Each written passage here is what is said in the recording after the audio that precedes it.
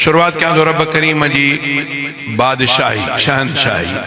खुदा पाक बेशक शहनशाह आए, खुदा पाक बेशक शहनशाह आए, न असबाब जी रब के परवाह है।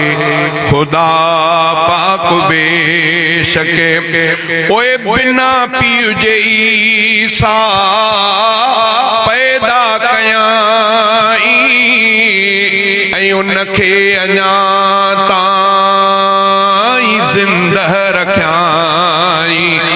ओए बिना पीउ जे ईसा पैदा कयाई, ऐं उनखे अञा ताईं ज़िंदह रखियाई। हा ताक़त इहा रखंदो अल्लाह आहे, न असबाब जी रब खे परवाह आहे। खुदा पाक बेशक शहनशाह आहे, न असबाब जी रब खे परवाह आहे। ओए बिना पुल जे मूसा कीअं पार थी वियो, ऐं फिरऔन साथ ने सां गॾु गार थी वियो। ओए बिना पुल जे मूसा कीअं पार थी वियो, ऐं फिरऔन लश्कर सां गॾु गार थी वियो। थियो कहिल गुलज़ार आड़ा आहे, न असबाब जी रब खे परवाह आहे। ओए मिठे मीर मुरसल खे रब हो घुरायो, करे पल में साईं वॾा सैरायो, करे पल में साईं वॾा सैरायो। समावात खां थियो गुज़रगाह आहे, न असबाब जी रब खे परवाह आहे। ओए ॾिसो कहफ़ वारने खे रब हो संभारियो, ऐं सदियुनि खां पोइ बि सलामत उथारियो, ऐं सदियुनि खां पोइ बि सलामत उथारियो।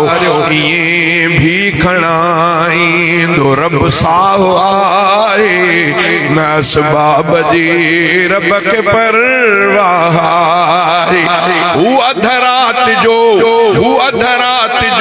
सिज उभारे सघे थो, ऐं सिज हूंदे तारा ॾेखारे सघे थो। मञे जो नहीं ॻाल्हि गुमराह आहे, न असबाब जी रब खे परवाह आहे।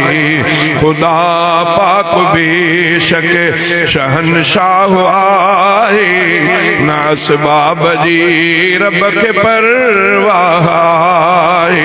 खुदा पाक बेशक ओए बिना अमल अहमद खे जन्नत जे ॾींदो, त रब खां पुछण वारो आहे केरु थींदो।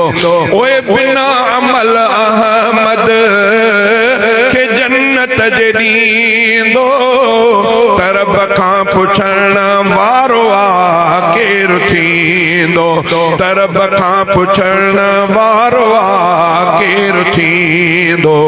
हर रहमत जो बेशक हू दरियाओ आहे, न असबाब जी रब खे परवाह आहे। खुदा पाक बेशक शहनशाह आहे, न असबाब जी रब खे परवाह आहे।